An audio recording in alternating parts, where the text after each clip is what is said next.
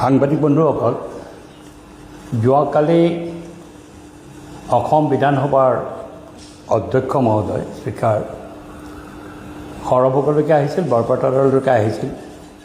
সৰভোগ পৌৰসভা আৰু বৰপেটাৰৰ পৌৰসভাই তেওঁক সম্বৰ্ধনা যচাৰ কাৰণে অনুষ্ঠান কৰিছিল। মই নিশ্চিতভাৱে নতুন স্পীকাৰ শ্ৰীযুত মাননীয় ৰঞ্জিত কুমাৰ দাসদেৱক আদৰণি জনাইছোঁ আৰু তেওঁক ৰাজহুৱা সম্বৰ্ধনা যচাৰ কাৰ্যটোতো মই আদৰণি জনাইছোঁ আৰু আদৰণি জনাইছোঁ এইকাৰণে যে তেওঁ সম্বৰ্ধনা গ্ৰহণ কৰি যি বক্তব্য তুলি ধৰিলে সেই বক্তব্যৰ প্ৰতি মই সহমৰ্মিতা প্ৰকাশ কৰিছোঁ। ইতিবাচক বক্তব্য তেওঁ তুলি ধৰিছে। আমাৰ সমাজত চলি থকা কিছু নেতিবাচক কাম কাজ, কুসংস্কাৰৰ কাম কাজ, সমাজ বিৰোধী কৰ্মকাণ্ডক তেওঁ কঠোৰ হাতেৰে দমন কৰাৰ যিটো আহ্বান জনাইছে, এই আহ্বান মই স্বাভাৱিকতে আদৰণি জনাইছোঁ। আৰু যদি সঁচা সঁচিকৈ তেওঁৰ আহ্বান মৰ্মে আমাৰ সৰভোগত অঞ্চলত চলি থকা জুৱা, বেকিনৈৰ ওপৰত চলি থকা লুণ্ঠন, যাক মই এছেম্বলিৰ মজিয়াত বলাৎকাৰ বুলি কৈছিলোঁ, তেওঁ বলাৎকাৰ শব্দটো এছেম্বলিত বিৰোধিতাও কৰিছিল। কিন্তু মই কৈছিলোঁ আৰু এতিয়াও মই সেইটো ষ্টেণ্ডত আছোঁ যে কোৱাৰীৰ নামত, শিলবালি খননৰ নামত ৰাজ্যিক চৰকাৰৰ ৰাজহ হানি কৰি পেলাই যিধৰণে লুণ্ঠন চলোৱা হয়, বিনা চালানি মাল টানা হয়, অভাৰলোড মাল টানা হয় আৰু তাৰ জৰিয়তে এটা অৰাজক অৱস্থা সমগ্ৰ অঞ্চলটোত সৃষ্টি কৰিছে। এই কথা তেওঁ তাৰ বিৰোধিতা কৰি পেলাই এইবিলাক বন্ধ কৰাৰ আহ্বান জনাইছে। বগৰীগুৰিৰ যোৱাৰ কথাটো স্পেচিফিক কৈছে, উত্তৰ গণকগাড়ীৰ যোৱাৰ কথাও কৈছে। যোৱা সম্পৰ্কতো মই বিগত 5টা বছৰ মই বিধায়ক আছিলোঁ সৰভোগৰ। মই বিধায়ক ৰূপে ইয়াৰ বিৰুদ্ধে মই যুঁজ কৰা নাই এনে কথা কোনেও ক'ব নোৱাৰে, কাৰণ এছেম্বলিৰ মজিয়াটো মই এণ্ডিং লটাৰীৰ কথা বিশেষতঃ বৰপেটা ৰোডত কেন্দ্ৰ কৰি পেলাই সমগ্ৰ নামনি অসমত কেনেধৰণে এণ্ডিং লটাৰী চলে এই কথা মই বাৰে বাৰে তুলি ধৰিছিলোঁ। কিছু পৰিমাণে এইবিলাকক নিয়ন্ত্ৰণ কৰা গৈছিল, কিন্তু সমূলঞ্চে ইয়াক নিয়ন্ত্ৰণ কৰি পেলাই আমাৰ সমাজৰ পৰা আঁতৰ কৰাৰ কাণ্ড কাৰখানাটো আমি কৰিব পৰা নাছিলোঁ। সেই সময়ত এতিয়াৰ স্পীকাৰ মহোদয় অসম চৰকাৰৰ কেবিনেট মন্ত্ৰী আছিল। তেওঁ এই কথা জানিছিল মই যেতিয়া এছেম্বলিত বিষয়বিলাক উত্থাপন কৰিছিল, কিন্তু মন্ত্ৰী ৰূপে বা চৰকাৰখনে এইবিলাক সমস্যা আঁতৰ কৰাৰ ক্ষেত্ৰত কোনো ইতিবাচক পদক্ষেপ গ্ৰহণ নকৰিলে। মই আশ্চৰ্যজনকভাৱে এটা কথা আজি স্পীকাৰ মহোদয়ে কৈছে, সকীয়নি দিছে, কঠোৰ সকীয়নি দিছে, কিন্তু মই স্পষ্ট কৰিব বিচাৰিছোঁ। সৰভোগত যি জুৱা চলে, ডাইচ চলিছে, যোৱা বছৰ যেনেকৈ ডাইচ চলিছে, সি আমাৰ ৰায়পুৰতে হওক, বালাভিটাতে হওক, বেকিৰ পাৰতে হওক বা বগৰীগুৰিতে উল্লেখ কৰিছে, বগৰীগুৰিত বিভিন্ন স্থানত যি জুৱা চলিছে, এই জুৱা কেনেকৈ চলিব পাৰিলে? মই যোৱাবাৰো ইয়াৰ তীব্ৰ বিৰোধিতা কৰি মোৰ বক্তব্য তুলি ধৰিছিলোঁ আৰু পুলিচ প্ৰশাসনৰ মই বাৰে বাৰে দৃষ্টিগোচৰ কৰা স্বত্তেও এইটো বন্ধ হোৱা নাছিল এইকাৰণে যে ইয়াতে পুলিচ প্ৰশাসন প্ৰত্যক্ষভাৱে জড়িত হৈ পেলাই, বিশেষতঃ সৰভোগ থানাৰ যিজন অচি, তেওঁৰ নেতৃত্বত সৰভোগ থানাই এই জুৱা সংগঠিত কৰাৰ ক্ষেত্ৰত প্ৰথম পদক্ষেপ গ্ৰহণ কৰিছিলে। কিন্তু মই কোৱা পিছতো এই পুলিচ বিষয়াজনৰ বিৰুদ্ধে কোনো ব্যৱস্থা গ্ৰহণ নকৰিলে। এইবাৰ বগৰীগুৰিৰ যোৱাৰ কথা তেওঁ উল্লেখ কৰিছে। মই স্পষ্ট কৰিব বিচাৰিছোঁ, স্পীকাৰ মহোদয়ৰ মই দৃষ্টিগোচৰ কৰিব বিচাৰিছোঁ। তেওঁ জানে কথাটো, তথাপি মই স্পেচিফিকেলি দৃষ্টিগোচৰ কৰিব বিচাৰিছোঁ। সৰভোগ থানাৰ অচি বগৰীগুৰিৰ এজন কুখ্যাত ব্যক্তি, যাৰ ভায়েকে ড্ৰাগ পেডলিং কৰি মৰিগাঁৱৰ পৰা ড্ৰাগ আনতে ধৰা পৰি পেলাই জেলত আছিল। সেই ব্যক্তিজনক তাতে তেওঁ আমাৰ যে গাঁওৰক্ষী বাহিনী থাকে, গাঁওৰক্ষী বাহিনীৰ সম্পাদক পাতি পেলাই সেই ব্যক্তিজনৰ ছত্ৰছায়াত সমস্ত জুৱা চলে আৰু তেওঁ প্ৰতিদিন থানাত থাকি অচিৰ লগত থাকি পেলাই এইবিলাক পৰিচালনা কৰে। সাধাৰণ মানুহক জুলুম কৰাৰ ক্ষেত্ৰত স্পীকাৰ মহোদয়ে যিটো কথা কৈছে, হয় কথাটো কাৰেক্ট। স্পীকাৰ মহোদয়ে অতি উত্তমভাৱে কৈছে যে সাধাৰণ মানুহক পুলিচ প্ৰশাসনে জুলুম কৰে আৰু এইটো সৰভোগ থানাই বগৰীগুৰি পঞ্চায়তত ৰাস্তা যথেষ্ট দুৰ্গম, কিন্তু সপ্তাহত 3-4 বাৰ তালৈকে যায়। কেলেই যায়? তাত সাংঘাতিক ক্ৰাইম হৈছে এনেকুৱা ৰিপৰ্ট নাই, 2-4টা ঘটনা সৰু সুৰা ঘটি থাকে।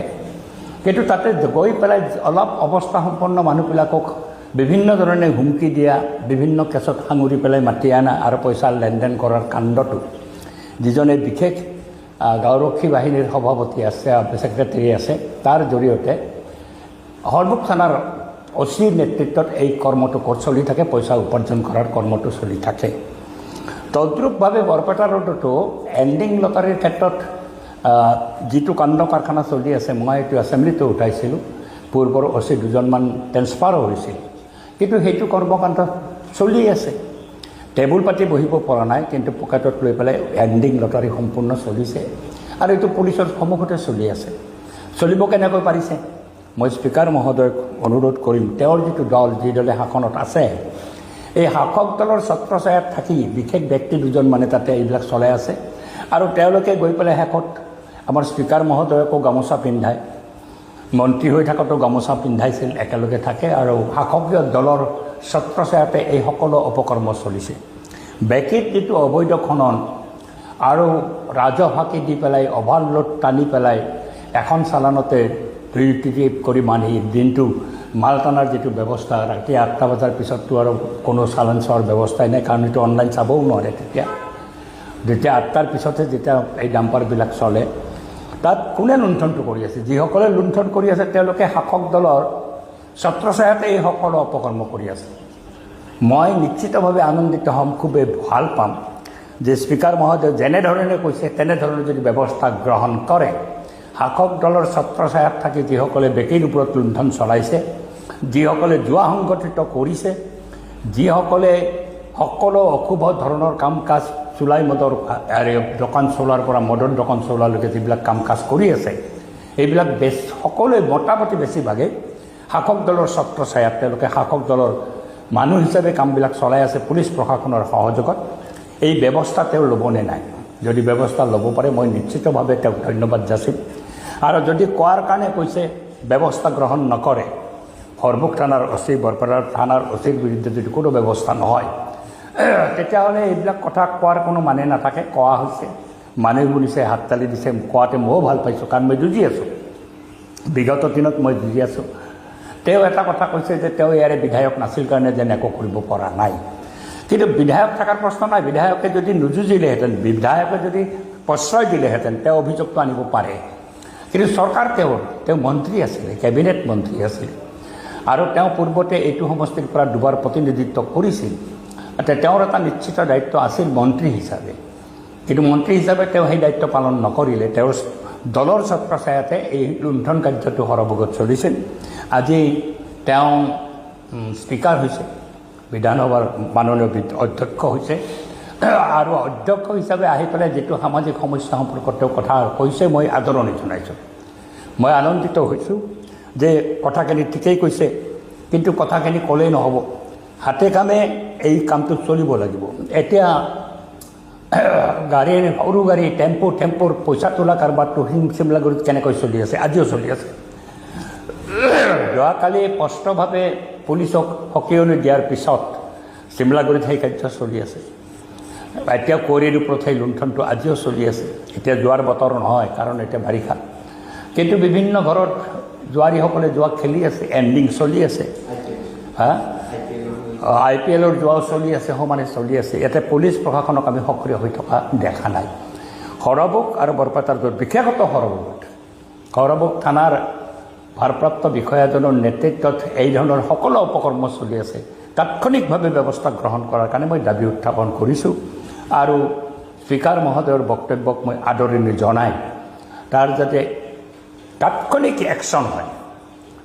একশ্যন হয়, পুলিচ থানাখন যাতে জনসাধাৰণৰ থানা হয়, তাত মানুহ মাতি আনি পেলাই পইচা আদায় কৰা, কোনোবাই কেছত পৰিব তাৰ ভাই ভতিজা সকলোকে ধৰি আনি পেলাই পইচা আদায় কৰা আৰু ৰাতি এৰি দিয়া, এই কাণ্ড যাতে বন্ধ হয়। এটা পইচা উপাৰ্জনৰ এটা ব্যৱস্থা যিটো চলি আছে থানাত, এই ব্যৱস্থাটো বন্ধ হ'ব লাগে।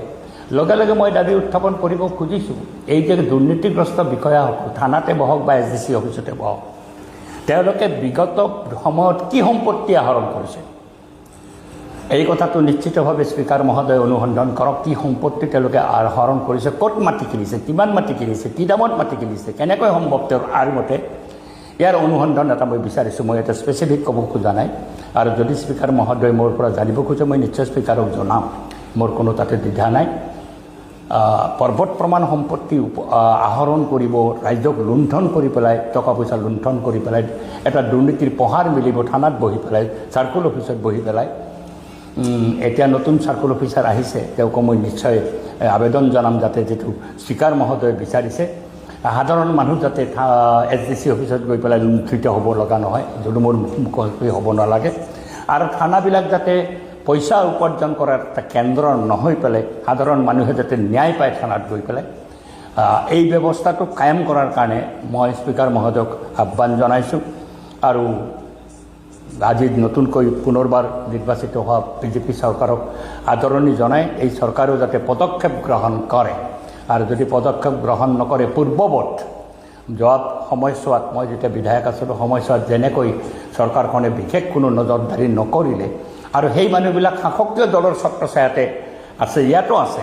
আজি বেকেৰীৰ ওপৰত যিসকলে লুণ্ঠন চলাই আছে তেওঁলোকতো শাসকীয় দলৰ মানুহ, তেওঁলোকে কৰ্মকৰ্তা হয়নে নহয় মই নাজানো, হয়তো স্পীকাৰ মহোদয় কৰ্মকৰ্তা নহয় বুলি ক'ব, কিন্তু তেওঁলোকৰ ঘৰতে গৈ পেলাই যদি পূৰ্বতে কেবিনেট মন্ত্ৰী হিচাপে অন্ন গ্ৰহণ কৰা, তেওঁলোকৰ লগত দহৰম মহৰম কৰা, আৰু সেইসকলেও আজি আমি শাসক দলৰ মানুহ, চৰকাৰৰ মানুহ বুলি কৈ লুণ্ঠনটো চলোৱা পুলিচৰ সহযোগত, এই কামটো যাতে বন্ধ হয়, এই আবেদনটো মই জনাবৰ কাৰণে আজি সাংবাদিক বন্ধুসকলক মই মাতি আনিছোঁ। মই বিচাৰিছোঁ আমাৰ ভৱানীপুৰ সৰ্বক সমষ্টিটো এই ধৰণৰ অপকৰ্ম মুক্ত হওক, আৰু এই ক্ষেত্ৰত স্পীকাৰ মহোদয়ে মোৰ যদি সহযোগ বিচাৰে তেতিয়াহ'লে মই পূৰ্ণ সহযোগ কৰিবলৈ ৰাজি আছোঁ। কোনে ক'ত কি অপকৰ্ম কৰিছে সকলো তথ্য মোৰ হাততো আছে, মই পূৰ্ণ সহযোগ কৰিম স্পীকাৰ মহোদয়ক।